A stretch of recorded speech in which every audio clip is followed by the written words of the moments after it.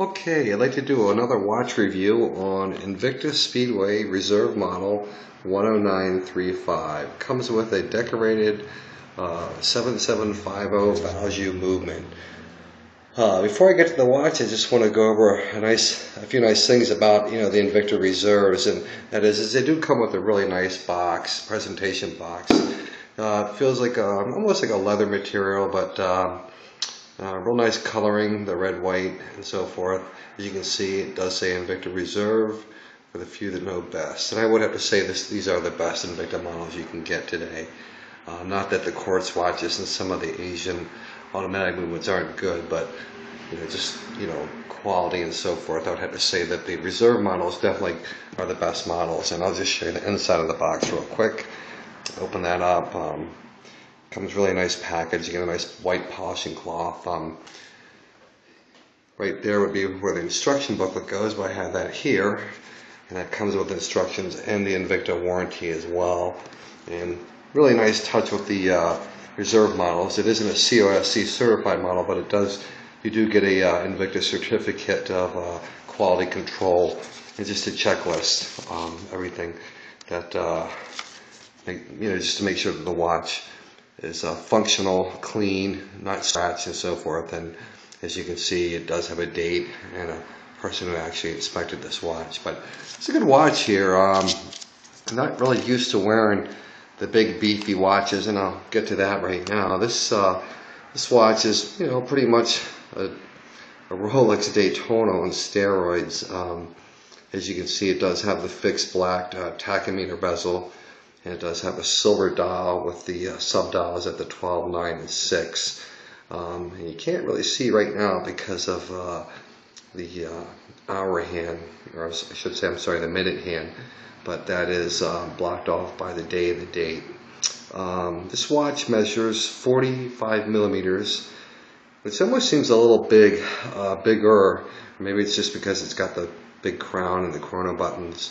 Right now I have the chrono buttons unscrewed just because I want to show you the function of the chronograph hand. But it's pretty thick. As you can see, it's got a huge, according to the specs, it's got 20 millimeters in thickness. And it sits a little higher on the wrist. Again, this is probably my first really big Reserve watch I've ever owned. Most of the watches I own are 40 to 43 millimeters. And it's pretty weighty, but I gotta say it's very comfortable on the wrist. Once you get it on the wrist and you get used to the weight, you really don't even know it's there. But just a few of the functions that most of you know, that the I'll put this down for a second, but the chronograph, you start the chronograph by pushing the first top button here, and that'll get it going. As you can see, it does have a nice sweep. And if you look over here at the second hands, you can see that it is an automatic, because that sweeps as well too. And I'll show you the back of the movement here in just a minute. But this is a really kind of really high quality Invicta. Probably my only qualm with this whole watch, and it's not a huge deal, but is the flame fusion crystal. I really think at this point of a purchase, and you're spending this kind of money and quality on the Invicta watch, you should be getting a sapphire crystal. And I'm hoping that maybe one day when I call Shopping BC, I can speak with AO Allo and bring that up to them. But other than that, it's really not a huge deal. But I'll stop the second hand chronograph here, as you can see. And even though I am pretty close to the 12 o'clock, I'll hit the reset button underneath here, as you can see, and it'll snap back pretty quick. Again, this is the decorated Valjoux 7750 elaborate movement, and we'll go to the back of that, and I'll show you the back of the movement now. This watch is pretty weighty, so I don't want to do any damage to it just by flipping it over, but that is the rotor. It's really decorated nice. You can see the Invicta logo etched in on that. And it's kind of got that spider screwed in case back, spider web type of case back. But the links on this, I took a few out. I'll show you those in just a second here. The links on this are pretty thick, thicker than most of the, as you can see, that's one of the extra links that I have. But they are screwed in by two-sided screws and a tube pen, which gives it a nice, secure feeling when it's on your wrist. I kind of like them a little bit better than the push pens just because I can size them myself. And I pretty much sized it with two little screwdrivers I got from Rite Aid that you're supposed to be actually used for eyeglasses, but it did the job. There's really no lock thread or any Loctite in the threading, so that made it a little easier for me to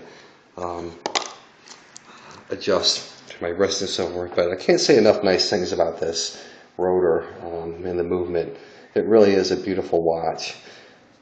Water resistance up to 500 meters, which is nice, but I mean, a watch like this you're probably not going to take diving anyway.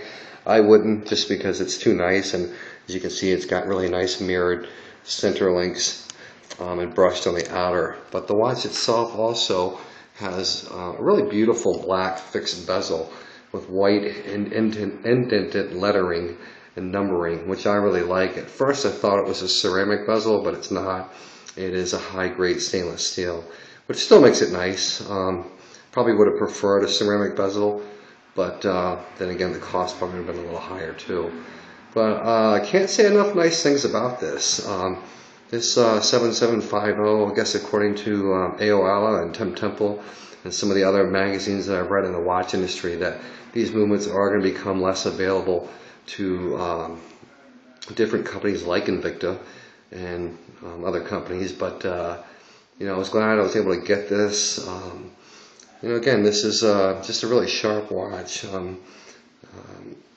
As you can see the day and the date there, and today is Saturday the 30th. But really like it. Again, the only thing I could probably really compare this to would be a Daytona on steroids with a day and the date. I'm pretty sure the Rolex Daytonas don't have that, but it's a good feature. I mean, it really is. It's got a really nice black Invicta Reserve logo there, and it does say Invicta Reserve and a Professional Speedway underneath that, which I'm trying to zero in on. But I got this watch on sale again off Shopping BC for $900 with some shipping charges, and I've had it for a couple of weeks now and keeping a really accurate time. Some days I'm running the chrono, some days I'm not. The chrono, when you do push that button, you do run the chrono secondhand, it does actually affect the power reserve. And this isn't an everyday wear watch for me, but I do like to wear it at least once or twice a week. But I haven't seen this review on YouTube yet. And this is the Invicta 10935 Reserve 775 value Speedway. Again, 45 meters round and 20 millimeters thick. They're still available. I wouldn't probably spend the $1,200 on this that the Shop NBC has a price at now, but even though it's still a really fair price for this movement and this watch, I'd probably do what I did and wait till it goes on sale so you can get it for at least $900 or less. But can't say enough nice things about this. Invicta definitely hit a home run with this model. I know some of you Invicta fans out there like the watches a little bigger. Even though this isn't a 50 or 52 millimeter watch, it wears a little bigger than the 45 just because it's so thick. And I haven't measured it yet, but it almost feels like more closer to 47 millimeters, but I guess they're saying it is 45. But that's it for this one. This is, again, Invicta 10935 Reserve Speedway with a 7750 value movement. Hope you liked the review, and I'll talk to you later, guys.